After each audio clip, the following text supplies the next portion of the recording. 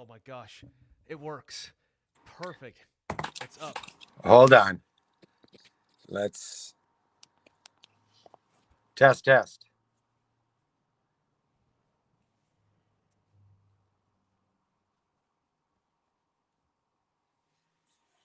You there, Jenny? I'm here. I got the full setup. So, welcome. This is Artist of the Goods podcast, hosted by me, Johnny Walker Art. Today, I'm interviewing a good friend of mine. Can you hear me? Dave Pickup. Am I coming through? I can't really hear you. Let me.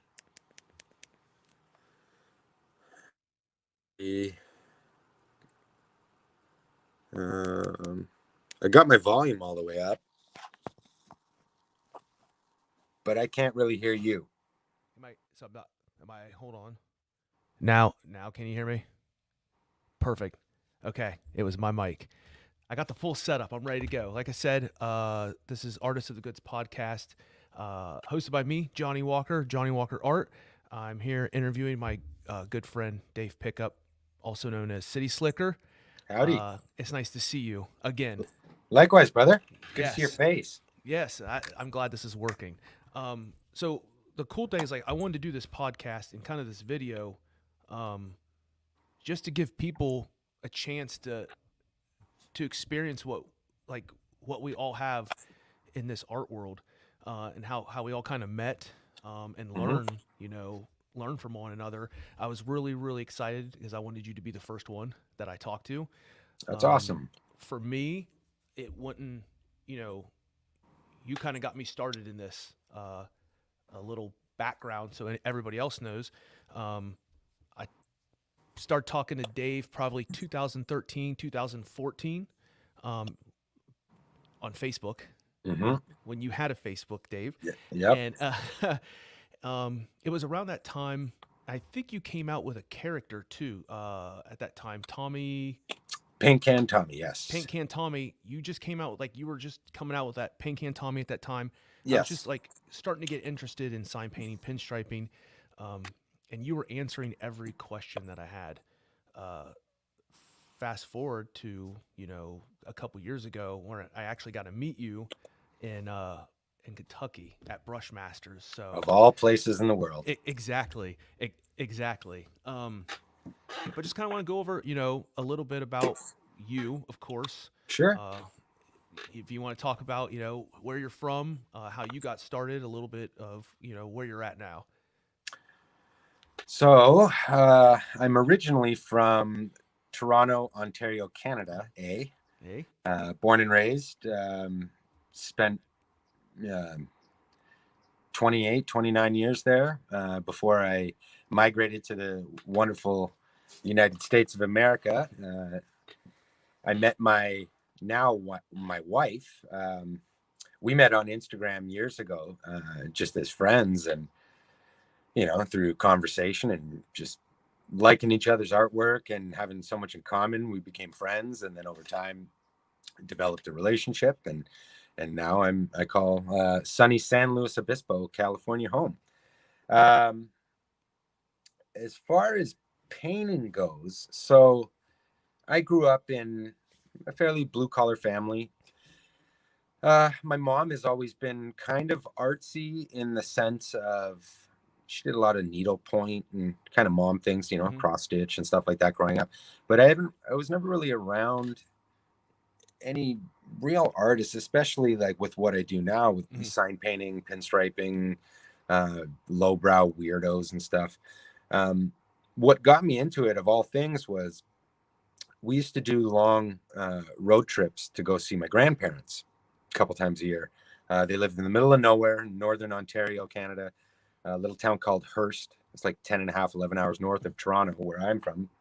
And so when we used to do these long road trips all the time, even, as a little kid, I'd see these at the time, not really knowing what it was that I was looking at or what I liked. But, I used to see those big long haul Peterbilts and Kenworths and Freightliners and stuff. You'd see these logging trucks just blasting up Highway 1 or Highway 11, sorry, I should say. And, I'd always notice these weird little swirly doodad Oh thing. yeah, Didn't know what yeah. to call them. Had nothing. Just I'd see these things on these trucks, Hmm. and I'd always think, man, I don't know what that is, but it's badass and it speaks to me. And this is even as a little kid. And then obviously as I got older, I started to kind of pay attention to it a little bit more. And then eventually I figured out that it was an actual art form called pinstriping.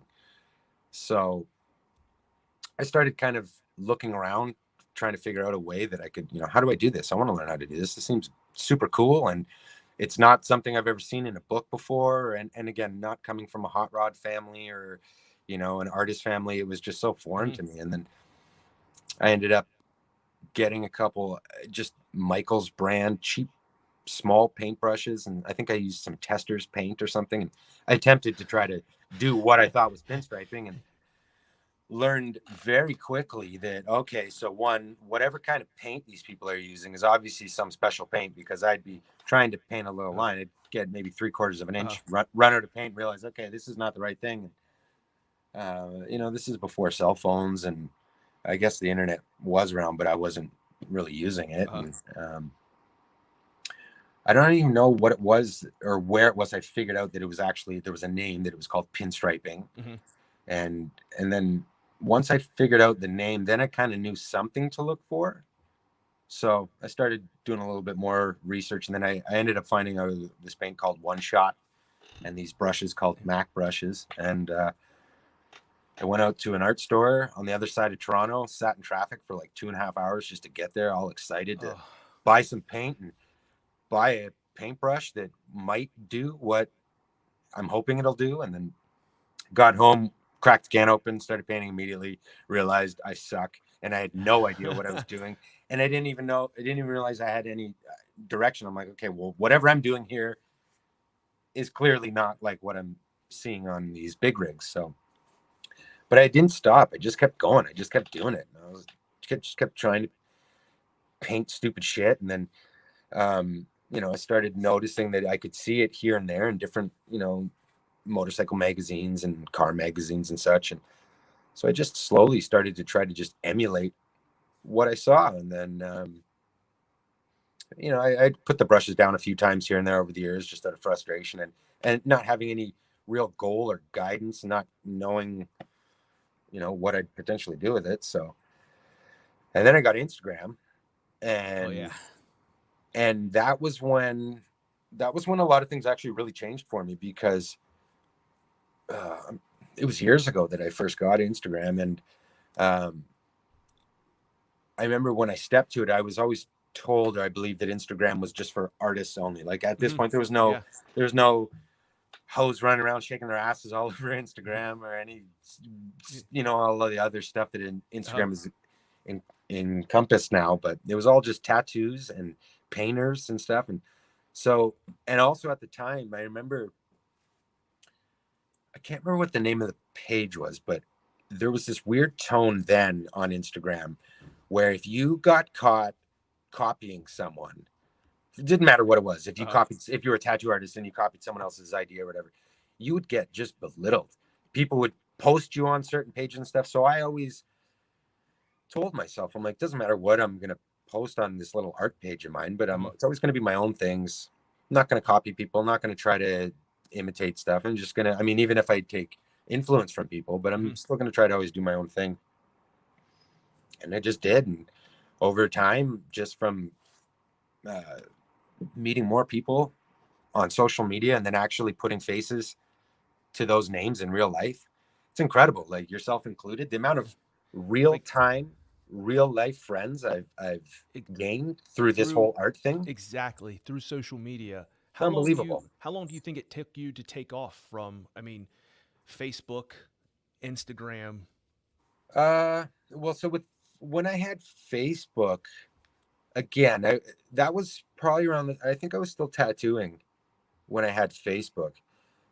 But I remember I got so tired of going on that, because everybody was always asking me if I want to donate to their Farmville. Uh-huh.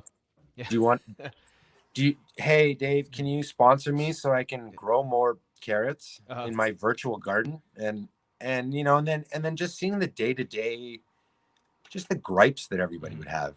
it just was, it was almost depressing. Like, you're like, does anyone have anything positive to say? Is that when you once you got off of Facebook, you went? Did you go right to Instagram and then Yeah, it kind well, of blew so, up no, after so that? I still had, I had Facebook, and then someone had told me of Instagram, so I made myself an Uh, Instagram page, and then I'd say within a month, 2 months of me having Instagram, that's when I axed my to Facebook, because face. I realized, I'm like, this is what I want to see. I want to see artwork.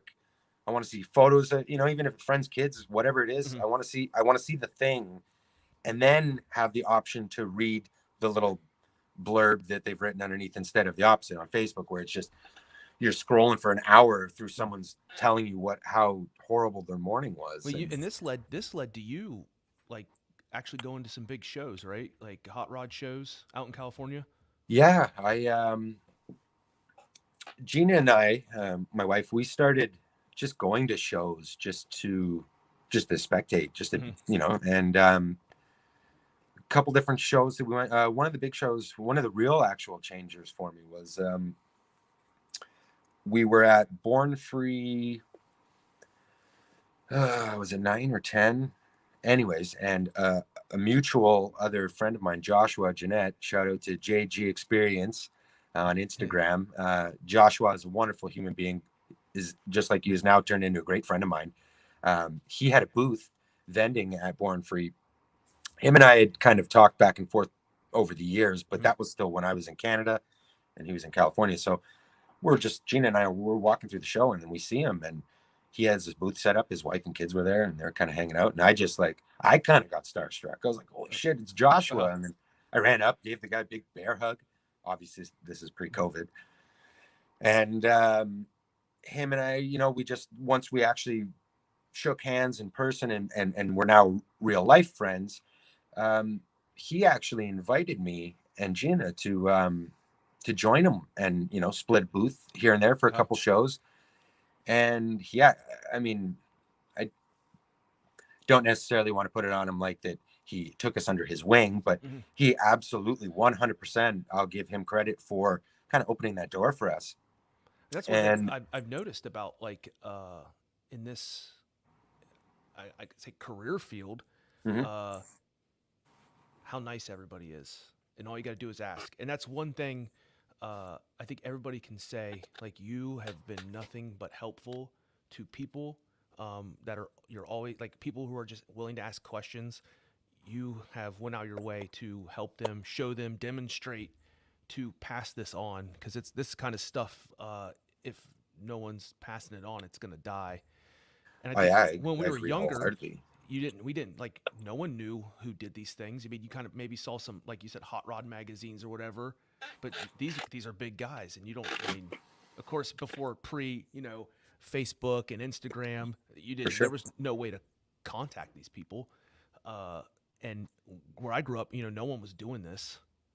So it's not until like Instagram and stuff like that, it's making people accessible. Yep. But you've always answered questions. You've always been willing to help people. And what because some people we talk to aren't, some people are like, oh, it's secret. Oh We yeah, don't want to share. absolutely.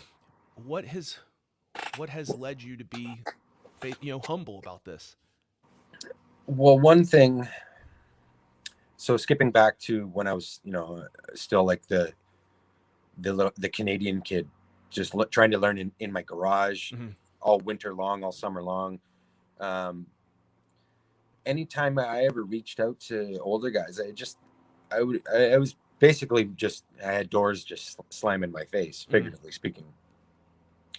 And I just always thought that, I'm like, man, like what a what a interesting kind of complex that this niche art form has. Similar, I mean, obviously tattooing, I'll compare it to the way tattooing was, like, let's say years ago, in the sense where it Yeah. was really, really in the closet, really Hmm. like a lot of taboo around it, a lot of mystery around it.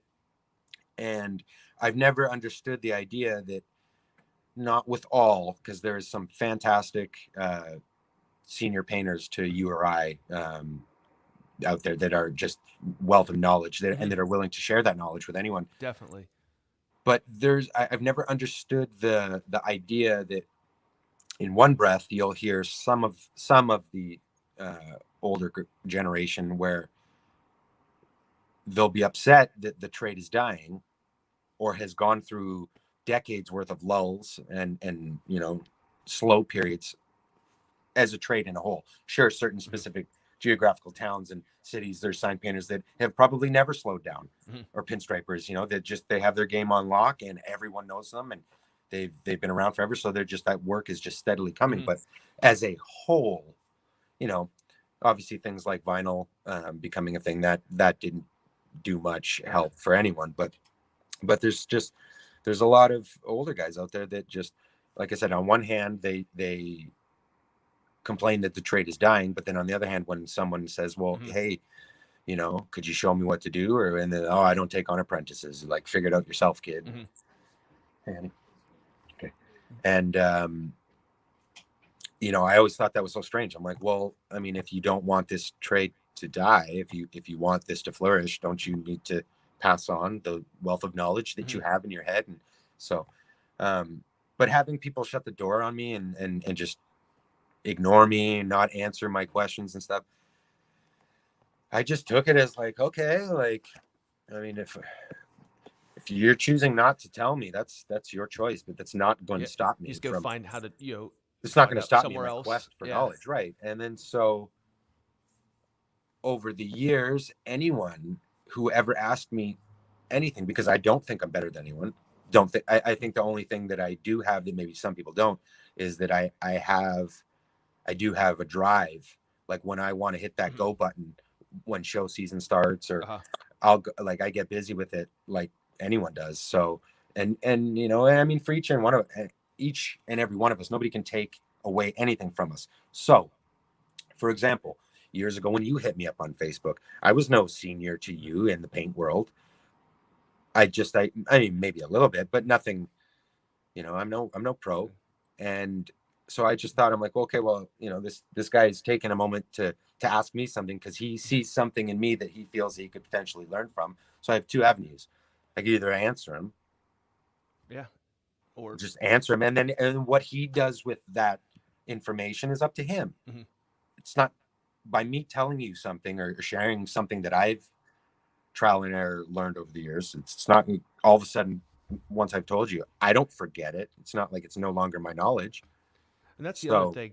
Like, one, you've been humble, you've always helped people. Two, you have always been real with people. And you know, we talk we talk oh also, yeah, but you're honest.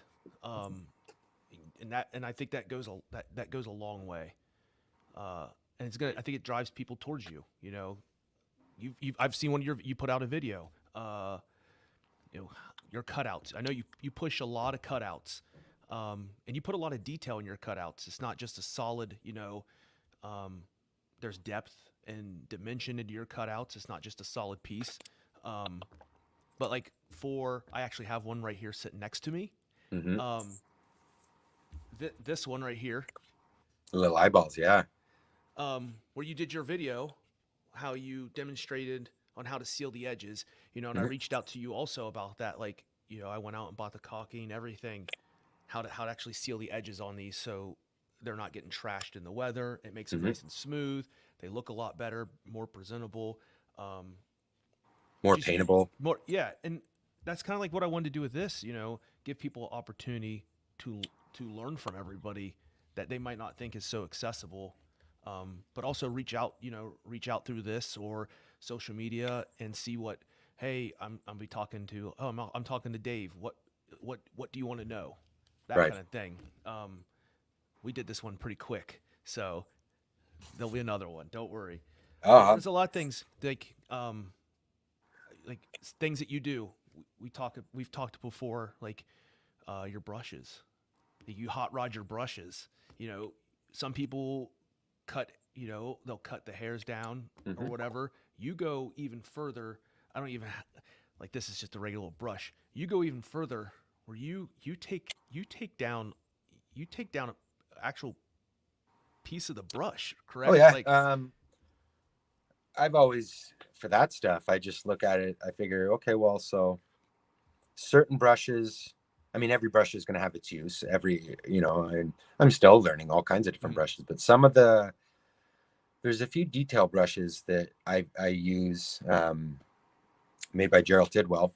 Um, Shout out to Gerald. He's a wonderful human, one of the greatest dudes out there in the art world, that's for sure. I use a lot of his brushes, and just for me and the way I paint, when I'm a lot of times if I'm doing detail work, especially if it's in a monster, or if I'm doing a car painting or something, a motorcycle or whatever, Mhm. I really like to geek out on some of those simple details. And so I usually, it's definitely probably not advised to be so close to the work that you're doing just Uh-huh. for one's eyesight, but sometimes I get really close to my work and I like to be over top of it. And sometimes just holding a longer brush, it's like hitting me in the face as Gets in the I'm way. sitting there, so a couple times, I think it was out of frustration, the first time I ever hacked the brush in Uh-huh. half, and then I just realized that I'm like, man, this is so much better. I can get in tight spaces with it Uh-huh. here and there. And so, yeah, I do that with I don't do that with any of my lettering brushes, but detail brushes, some of them I'll chop them right down so they're almost the size of like a pinstriping brush's Okay. handle. But And I know one thing I've I've been wanting to bring up, and I want to see. I'm like curious if you're going to bring it back. Um, 'Cause you see it. I see it around. I see some people have it, and I know it started with you, mhm. the local 13. Yes,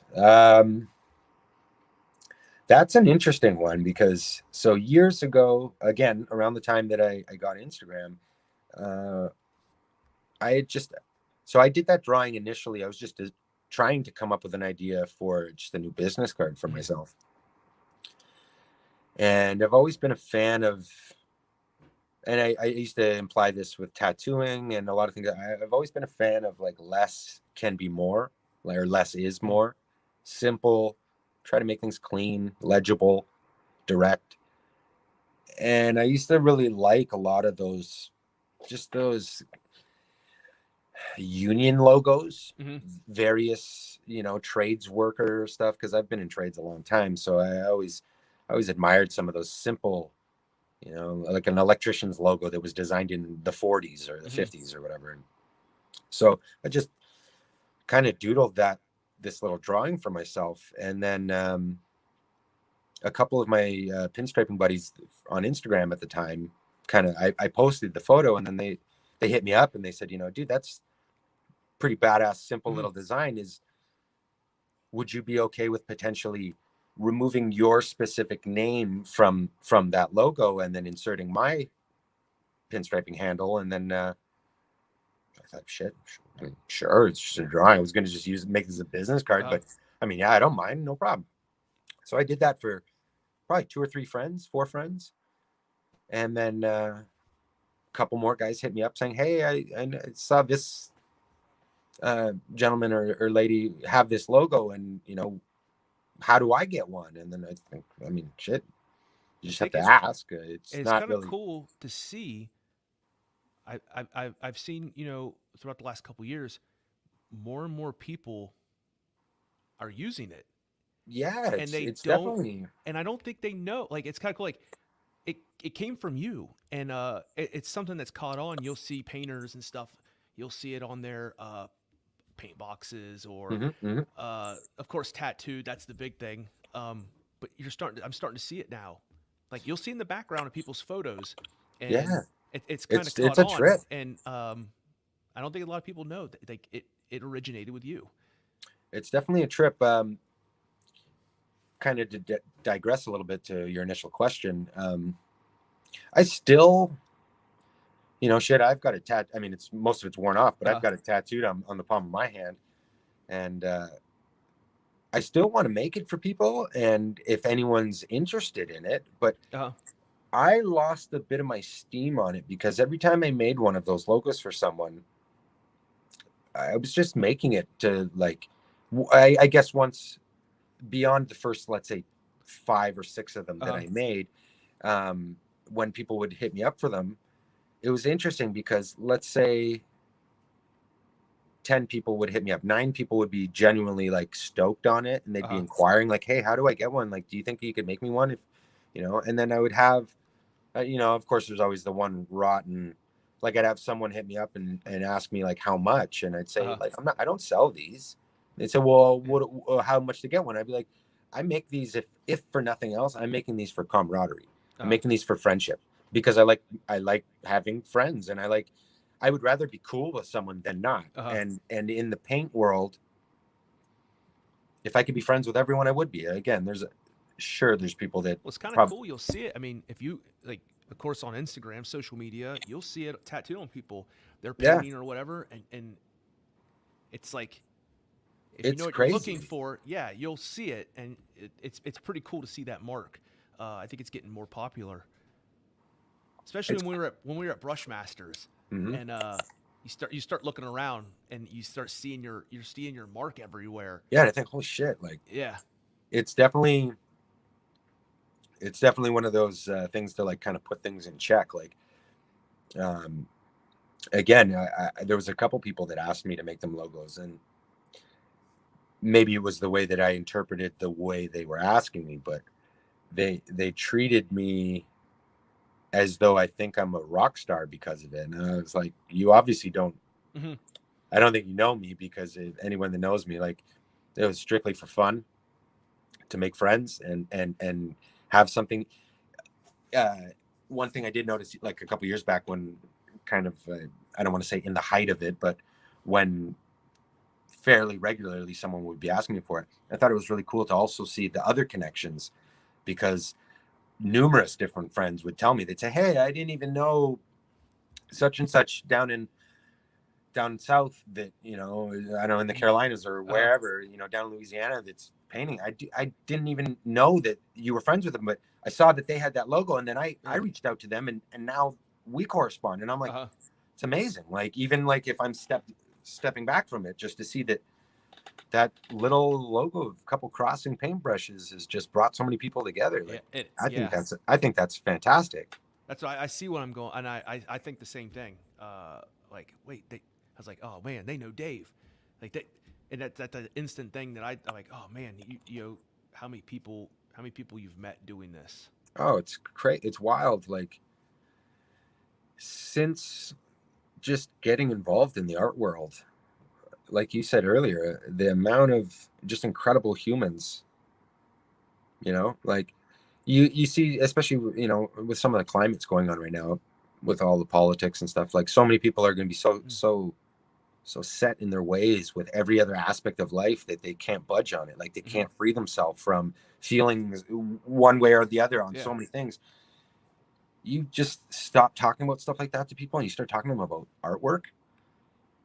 and yeah, It's totally different, man. You exactly. connect with people in a different way, that, like, like, I know some hard human beings that in every other aspect of their life, they're rigid. They're not budging on anything.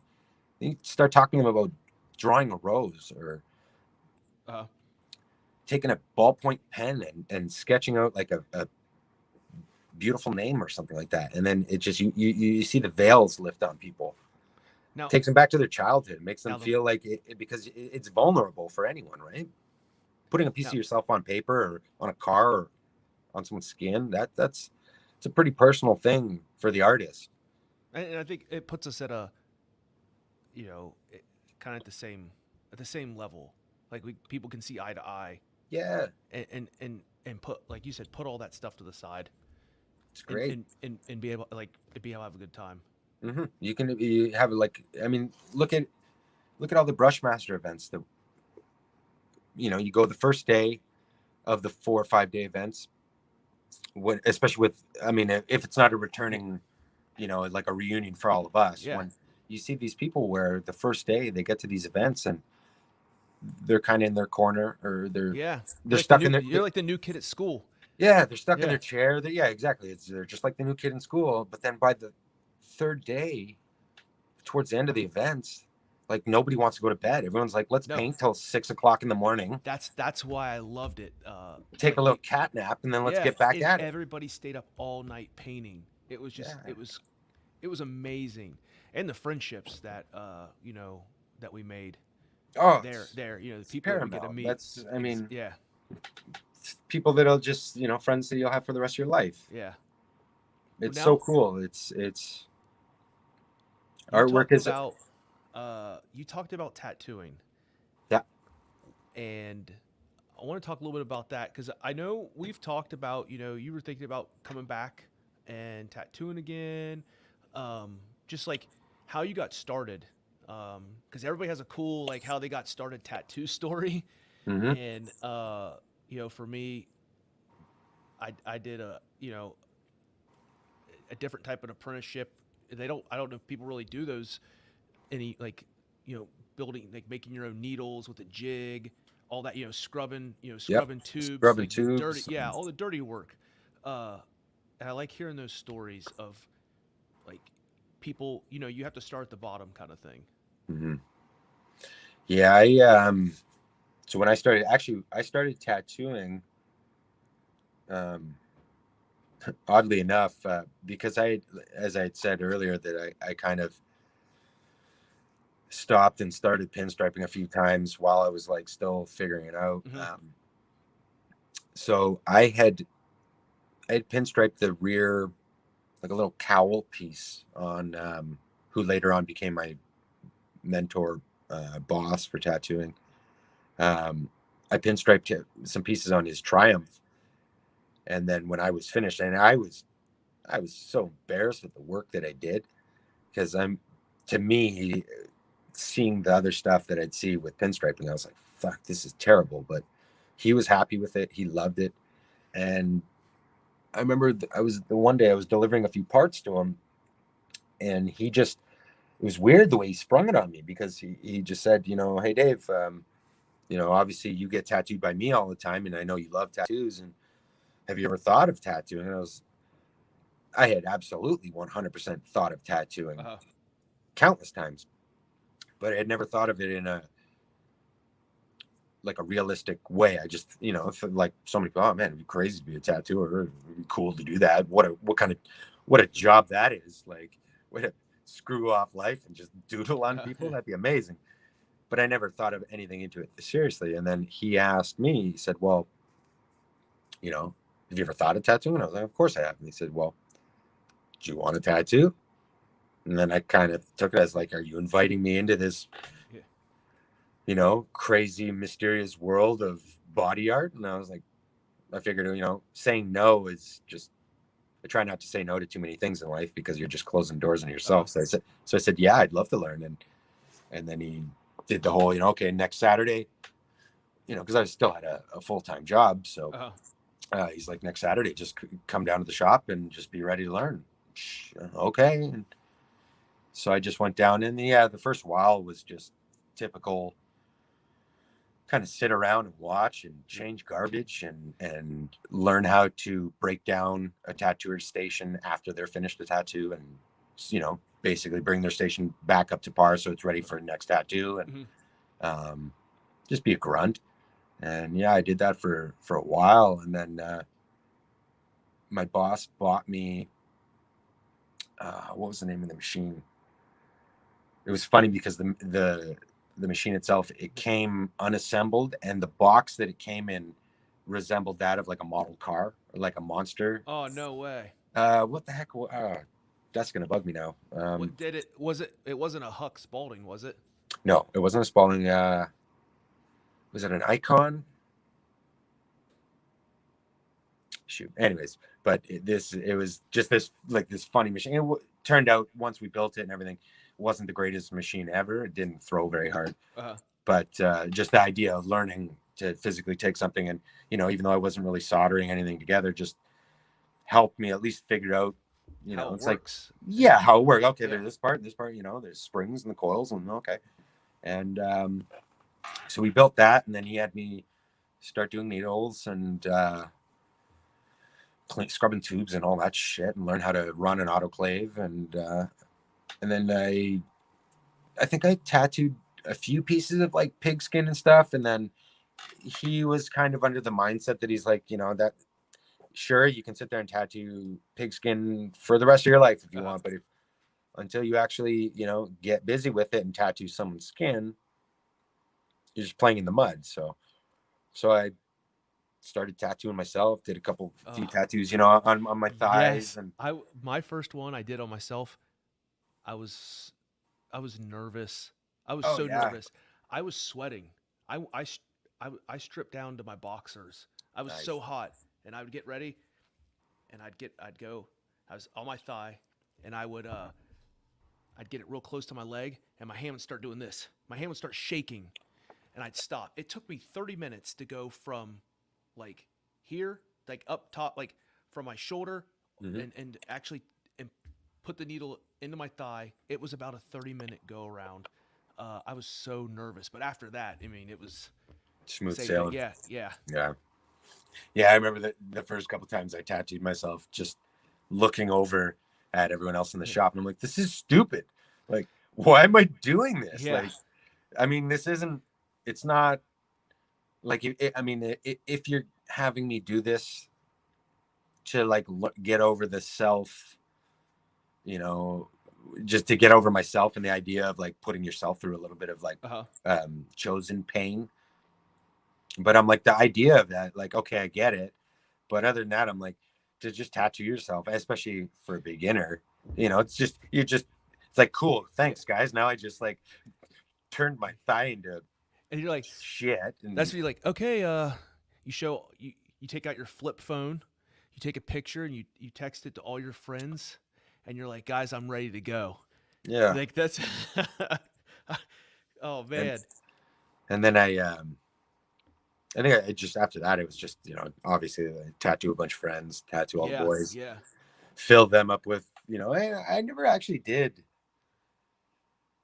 I mean, I'm sure someone out there might be like, bullshit, but like, I never really did any like bad tattoos. Did you start tattooing in Canada or in Yeah. California? In No, Canada? no. Yeah. Since I've been in California, I've tattooed my wife a couple times, Hmm. little funny, stupid tattoos or whatever. But no, I haven't actually, uh, dove in And you and have some flash sheets too. I've seen those. yeah, I actually unearthed, I think the ones you're talking about, I unearthed a bunch recently. And so I posted them on my Instagram just to share them. Yeah, But the hockey ones. yeah, Yeah. I've done a couple hockey flash sheets. And as far as flash goes, like, I don't know if I would ever actually tattoo again. Like, I mean, I won't ever sit here and say I'll never tattoo anything again, but I don't know if I would ever actually like work in a shop again and want to commit myself like Uh-huh. that. Doing stupid stuff for sure, but uh, painting flash has always been. I haven't done it in a while. I have to admit, but painting flash has been always been something that I just love it. Hmm. Just make a nice, just get a nice, piece of cold pressed arches and just sit there and just geek out on doing a bunch of nice clean outlines for a while and then watercolor everything. It's great. I love it.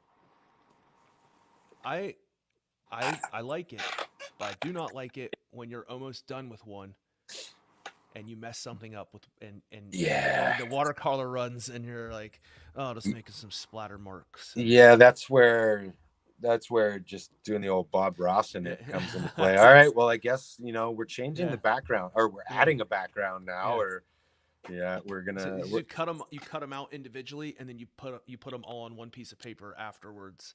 yeah, something Yeah, like that. Do the cookie yeah. cutter, yeah, the pork chop style. Um, Luckily, knock on wood, I never really had that happen to me too much. I think I'm just too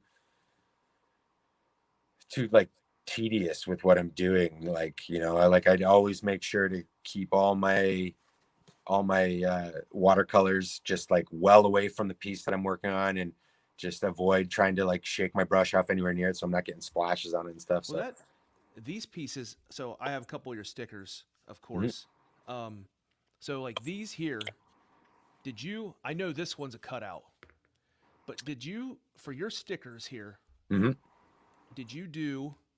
Are these all? Did you do all drawings first, or and take photo like scan them in? Sorry, or are these actual cutouts that you took photos of and then so had them turned s- into stickers? so some of them Like So This one is one of my favorites, and I is this the one that Rose has? yes, This Rose is Rose owns that physical piece of artwork, yes, this and van cutout. If you guys are listening to the podcast, uh, is this one on your Instagram page? I believe so. Yes. Yes. So check out City Slicker on Instagram so you can see how big this van cutout is. Yeah, I think Rose has this one. Yep. Um, So that one, and then a couple of the other stickers you just held up to your screen there. That one, it was done just. I think we just scanned in the drawing photo. from the So flash sheet. yeah, the one I'm holding up is an awesome wizard. And this one was a cutout, correct? Yes, and This that weirdo with one a I helmet. believe El Bomo in Texas Yes. has that one. Yes. Yes. So the only reason why some of those ones we kind of cheated, and the sticker itself is not like a digital format, and it's just from like a photograph of the actual piece of artwork, was just time constraints before shows, running late, realizing, we've got a show in 2 weeks and we don't have any stickers. Uh-huh. I have this couple pieces of artwork sitting around, or I have a photograph of like a frontal, view photo of it, just on my phone. So send it to the printer guys, and then or send it to the sticker guys, and then they'd be able to just put that in their program, and they just kind of. So I was always curious about that. So the work on these, is it usually it's on their end? You send them the photo. Yeah. We do They like, cut everything out. yeah, for that it's great. I'll just send them a photograph of the artwork, and then I don't know what they do, some sort of wizardry, and they just make it a sticker, and then they're like, oh, we altered this a little bit just because the color wasn't shining through the right way, and okay, sure thing, guys. And then the stickers always show up, and they're amazing. That's what I've always been curious about, how the sticker game and how this works and how this is done. Shout out to Rebel Reprints on Instagram. That's who does all your stickers. Yeah, Rebel Reprints out of I think they're in Orlando, Florida. I'll check them out. Somewhere in Florida, and yeah, those guys. It's a small tattooer run sticker company. And there's 8 zillion sticker companies out there, but when we can, my wife and I, anytime we're outsourcing anything, we try to keep it. If we can't keep it local, we try to at least. And in that case, we're getting our stickers from the other side of the country. Yeah, it's like you're supporting. But we try to support businesses. Smaller business. Yeah, like and if I know that thing, I've noticed a lot of us try to help out each other. Yeah, it's and buy wonderful community. And try to buy art off each other and art trades and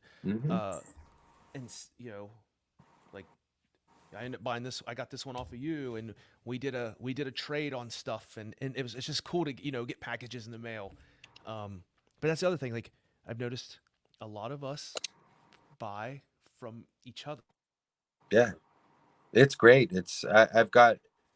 I don't know why, like what it is. I mean, we love each other's work and everything, but this community really helps each other out. It's a wonderful place to be. Yeah, definitely. I love it. Something I don't know if a lot of people know. Something else that you're known for is impressions. Oh God. You're pretty famous for Macho Man impressions. Yeah, it's true. I haven't done that one in a little while. I actually, since the last Brushmasters, I haven't really done that one too often because people mistake. They might not see you, and they actually think it's Macho Man. Yeah, I had a couple.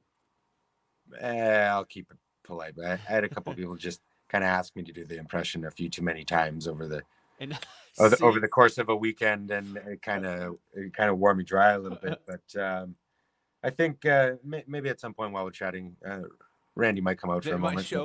Might show up. Randy might come out for a moment. So, yeah, the wrestling stuff, the impression, that's weird. That's something I'm an idiot. I've my whole life I've always just impersonated people. I'll hear someone just usually, when folks have like an odd speech cadence, or if they have like an odd accent, most people think especially since moving to California, I'm the guy with the accent.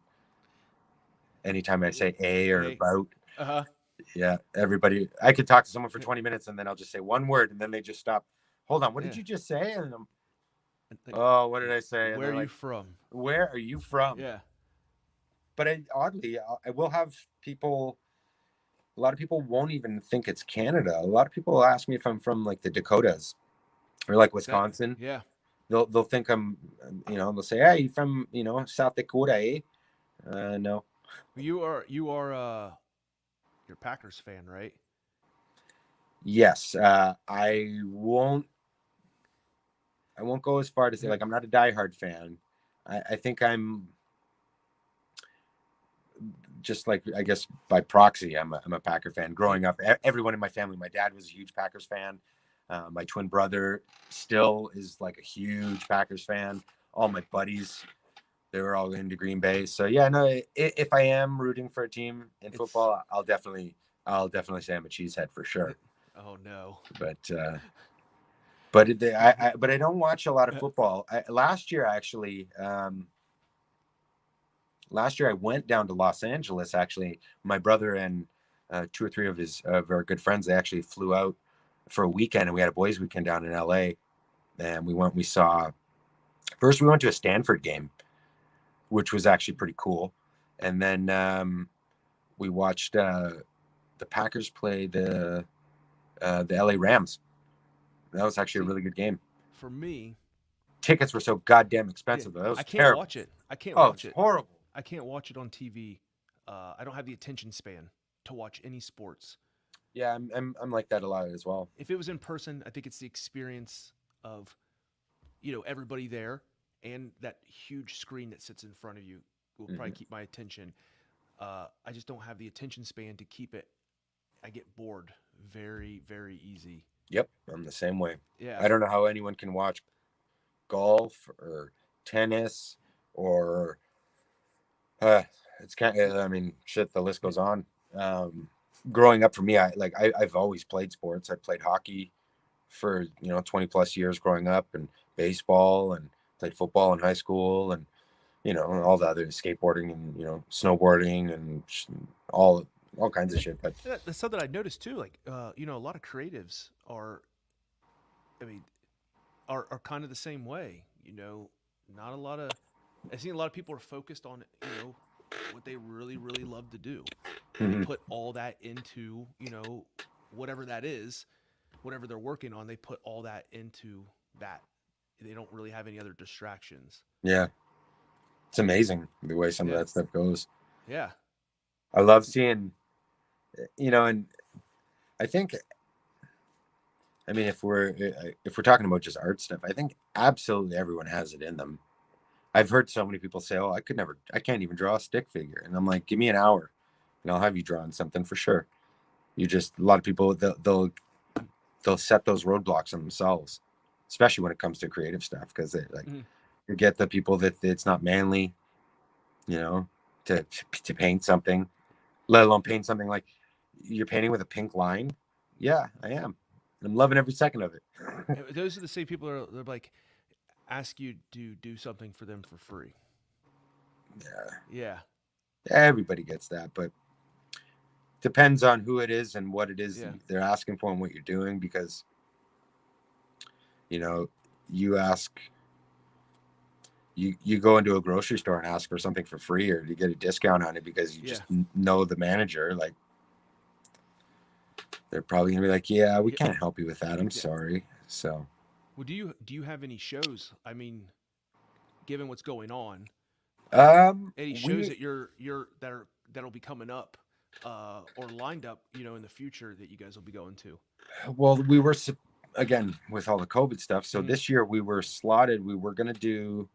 Um, we are gonna do Born Free and Chopper Fest in Ventura.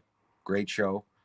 Um, we were gonna do the Ventura Nationals. We were gonna do a couple smaller ones. We did a show last year. I think it was only the second year that they actually did the show, the Roland Sands show. We did that down in Huntington Beach Hmm. with Corey Yeah. and Mr. Oz and Tank. Tank. Yes. He's gonna be And on. yeah, no, and that was Yeah. you know what, the four of us, because it was Corey, Tank, Gina, and myself. Hmm. We had a blast down there. A little different crowd because it was more like race bike, Hmm. moto stuff. It wasn't as much like there wasn't really any like choppers there, or just old school bikes or anything like that. So, but oddly enough, we all did really well at the show. We all sold a whole bunch of artwork, and shit, we had a great time. It was beautiful, beautiful weekend. They had all kinds of races going on, and we were Hmm. right beside. They had one of those big, like a drop-in ramp with a couple huge like launch ramps that had. They had a big, I don't know what you call them, those big blow-up safety landing pad Yeah. pillow Yep. things, whatever. They had Hmm. a big thing like that set up. Dudes were just flying off that thing, just flipping their bikes, doing all. They didn't even care if they landed or not, because they obviously Yeah. they're not gonna get hurt landing on that big pad. But that was like right beside where we were all set up, and yeah, that was a really good show. But to double back there, I know that everything for obviously 2020 is. I mean, we're almost at the end of the year now, but for 2021, I don't know. Like once all the COVID stuff, Yeah. hopefully phases out. Hopefully, we can start getting back into a normal show schedule. Because yeah, like it's funny, more than anything, I just miss just the opportunity to see everyone. Uh-huh. Just going to shows, just seeing friends and new and old ones alike. It's just shows they're such a good time. Even if the actual show isn't the best show that's being thrown. You're still there. You get to hang out. Yeah, Yeah. just getting out there, seeing people. Like I know that I feel like everybody out there that's listening can definitely relate to that right now. That we just, I understand with the safety, and hopefully we can just like legitimately, like worldwide, hopefully we can just tackle this whole thing so we can start. And I don't want to say go back to normal, because like so many shitty things that in society that we should be looking to change. And with having now, we're almost in a full year of Oh yeah. life with COVID, right? So I think a lot of people are starting to see, or like starting to realize things, like small things that we all miss. Hmm. Giving That's somebody a hug. yeah, and that's why I use this, to give us a chance to give it to see each other, to Yeah. talk to each other, but let others hear and get maybe other people interested in what you do. But I think it'd be cool. I brought this up a while ago, but to use this to do a panel jam, a live panel jam. Oh, that'd be Um, awesome. I can Count send me this in. out. Yeah, I can send this out. I think we could do up to 10 people Okay. and do a live panel jam and throw this out there. And I think it'd be something cool. Give us something to do, give people something to watch. Yeah, But I I think would totally be also into that. open this up, because I can pull 10 people in on this Hmm. and give 10 people the opportunity to speak to somebody, someone that they don't think they can openly talk to or ask a question.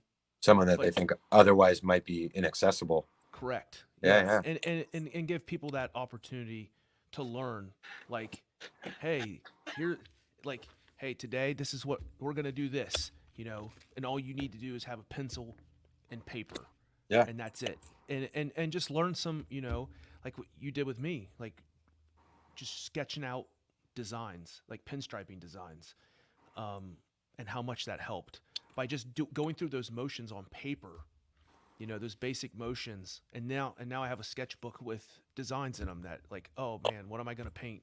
Well, let me see. Let's look here. And You know, those sketchbooks will only get bigger and bigger and yeah, more style and more variation will come with it over time, and then you're it's like you're building yourself your own like blueprint for how to Yeah. paint. Yeah. And I just want to, be able to share that with people. The questions that I've asked, everybody Hmm. that does this, um, but, my way, giving that to other people. Like, hey, this is what I've learned. This is what works for me. Hmm. Might not necessarily work for you, but this is how I do it. But this is how I was taught. But I think it'd be cool to bring, 8, 10 people on and I say do it. yeah, hey, you got a brush? This is like, go get this brush. Go get this. Go get this Yeah, yeah, test. Go get this tester's enamel. No, yeah. Right. no. Yeah, get a small can of a small can of one shot and a brush and some mineral spirits and Well, and I think let's there's, I mean, I'm pretty sure there's like a couple of those different new paint companies. Like, I mean, even currently, like right now, being before Christmas, I'm almost certain there's all kinds of different kits that yeah you can and get. deals out there. Yeah, Yeah, and like definitely. Christmas Yep. holiday bundles, Yeah. you come, 2, 3 colors of paint, and a couple brushes, and then the wipeout tool or something. Or Yeah, I think that we'll do that. I'll put something together, um, and we can throw a panel jam. I think you should. That'd be awesome. Yeah, I mean, sign me up. I'm in. I'm actually signing you up. Right, I'm putting your name down right now. Good. I am. Get me locked in. Yeah, I got you. Yeah, I got you down. You're good. So yeah, this I appreciate you doing this and talking with me and letting people hear a little bit about your story and where you came from and you know how you do things and how you operate. Uh, Yeah, I mean, I'm like I mean I know just because over the years yeah, we're talking about I'm an open book because half the time even just talking to someone else, like if someone asks me a question like, hey Dave, do you know how to do this? And then if I do know, yeah, sure, of course I'll tell them. But half the time I end up learning something along with yeah, it. They end up in turn telling me some cool little trick that they're like, I may not know what the thing that you're showing me, but hey, have you ever seen this before? And then I'm uh, like, damn it, I awesome. definitely. 2 points for the Um, good guy. Yeah, we know we both learned something today. It's it, it and that's like going to going to where we going to that Brushmasters again. It was like one thing that I learned a lot, but it was like the one thing that I needed to be there with other people, and all it was how I was putting that brush down. Mhm. That's all it was. Something so simple on how I was pushing that brush down, Right. and learning a different way of doing it opened up more possibilities for me to do different things, and all it was just how I sat my brush down when I was Hmm. going to paint. Yeah, it's like the tiniest little things, Yeah, little corrections here and there, and then you're like, it makes a world of a difference. and yeah, and just giving that to this. So yeah, I'm looking forward to it. Yeah, I'm excited for any and all events in the future. It'd be really cool to get some more throughout the country, to get some more like kind of bigger paint events. I know there's a few, Hmm. pretty big paint events that happen, but some of them seem like I know a couple of them are like invite only, Hmm. and then a couple of them are, they can get kind of clicky. And that's what I was working And that's on okay. to do There's nothing that wrong with here, that. in Ohio, and get a and just for fun, get a bunch of people together who who like to do this, and other people who want to learn and just have fun for a weekend, Hmm. and that was the plan. And I was working with some people on that, so hopefully maybe next year, but definitely we're gonna do this panel jam here. I'm Let's gonna do get it. that set up and start making some phone calls and get that set up for us. Yeah, I can also. I'll ask them. I can throw out the word to a few people. Yeah, See if anybody else wants to get in on that with us. that'd be fun. Yeah, Well, I think I, I, I'll go I ahead. think What's that? I said, oh, sorry, go ahead. Oh no, I was just gonna say I think that'd be great, and yeah, I definitely think that if we can wrangle a few more people together, Oh, yeah. absolutely. And yeah, I'll get with you on that. So everybody else who is going to listen to this or watching, Hmm. um, you know, keep an eye out. We are going to do a panel jam. We're gonna have 10 of us Awesome. going out. Yeah, it's I like I said, I already penciled your name in, so you have to do it now. Yeah, and you should tell anyone listening, if you want to get involved in it, don't hesitate. Don't be shy. Yeah, reach We out. don't we You don't know, bite. no, reach out to feel free to shoot me a message. Uh, multiple places, Instagram and Facebook, YouTube. It's all Artists of the Goods podcast. Also, Johnny Walker Art on both of those platforms. Um, check out City Slicker at Yes. Instagram. Yeah, mine's just City Slicker Pinstriping.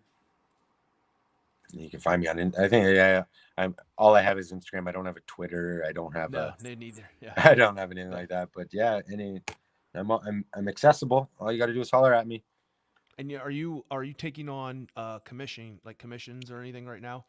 Uh, I am, but I admit I'm being a little bit selective right now as to what I take on, just because I do, for the last 4 or 5 years, all I did was full time artwork. Mm-hmm. But then I had just I had a day job opportunity that just kind of fell into my lap that Mm-hmm. was a little bit too good to to not entertain the idea Uh-huh. of taking it, and also being an adult, having a wife and kids, sometimes we have to make Yeah. those adult decisions. But no, I was actually, when I first took the job on, I've been doing it for about a year and a half now. When I first took it on, I definitely went through kind of a loser denial phase where I kind of was beating myself up that I was like, I'm spent so long in my life working towards doing artwork full Uh-huh. time, and then now I'm here, and then I'm going to step back and step away from it full time just to make money. Like, that's crazy. But no, it's actually been good because just provided that I get up every day and go to Yeah. work, I've got a paycheck coming in every week, which is Mm-hmm. and a nice size paycheck, and then when I'm doing artwork, I can kind of focus more on stuff that I want to do, as opposed to things that I need to do because it's already in the books, like with a commission. Yeah. So Well, I think it goes to show uh we have a lot of friends who do art for a living. That that old that old way of thinking, like, oh, you go to art school or you do this, you can't do anything and you'll never make it. And it yeah, just goes to show you can do it. For everybody who has doubts. I mean, we know a lot of people, including you, Dave, that like this you do for a living, and you're able hmm, to pay your bills and do it. And that was a big misconception, 10, 15, 20 years ago, that you couldn't, if you chose the art path, then like you weren't going to have anything. yeah, you're gonna be a beatnik loser. That's Yeah. yeah, Yeah. yeah. No, it's actually amazing. Like, and same thing like with my wife. Like, she's a little bit different for her, but she's a full time tattoo artist. And when I mean, I watch how hard that lady works, and so she definitely earns every Yeah. all the money that And she makes. But she's been doing some amazing skate decks too. All like the stuff she's been doing other than tattooing also. yeah, her Uh wood burning skills are through the roof. yes. Yes. Yeah, she's again, me being lucky enough to get to sit beside her and watch her do it at nighttime when she gets home from work, like, it's just incredible. She's so good, and the way I've found the last while, the way she's like kind of really getting into her stride. Like, she's really Mhm. working with like the piece, whatever the piece of wood is Uh-huh. that she's working with. She's really like, the imagery that she's adding to it totally is like complementing whatever. It's not just a thing burned on a piece of wood where you're like, that's cool. Uh-huh. Like Well, if they anybody's actually, listening, do you want to? You want to give her a plug, oh, so absolutely. people can Yeah. check Her, out her, check out her artwork. yeah, my wife, her name Gina Jane. Her Instagram is Gina Jane Tattoos. Definitely check her out. She's, here with us on San Luis Obispo in the Central Coast of California. She works at Traditional Tattoo full time. Her artwork is incredible. If you ever find yourself on the Central Coast and you want some incredibly clean lines tattooed on your skin, yeah, I would say look no further. She's amazing. She did one on my forearm. Mm-hmm. I got a Mac brush Yep. from her. That was in. Was that in? That was in Kentucky. That was in Kentucky. Yeah. Yeah. Yep. Yeah, because she tattooed in Colorado as well when we were there for Brushmasters. Yeah. Who did she tattoo? She tattooed Taylor. Okay. Yeah. Top Shelf. From Top Shelf. Yeah. There was a few people that she tattooed.